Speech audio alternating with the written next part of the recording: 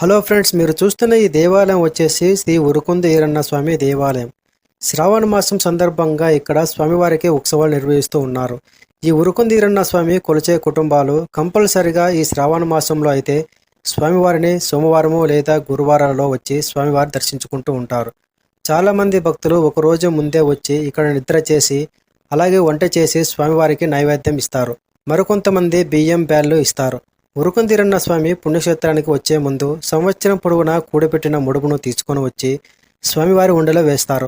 అలాగే ఈ స్వామివారు ఉన్న భక్తులు స్వామివారి అభిమానంతో స్వామివారి పేరు వచ్చేలాగా పెట్టుకుంటారు. ఈ ఉరుకుందిరన్న స్వామి ఉన్న భక్తులు సంవత్సరం పొడవునా ఎలాగున్నా ఒక్క శ్రావణ మాసంలో మాత్రం ఇళ్లను శుభ్రం చేసుకుని మాంసాహారాన్ని తినకుండా నిత్యం వారి ఇళ్లలో స్వామివారికి దీపారాధన చేస్తుంటారు.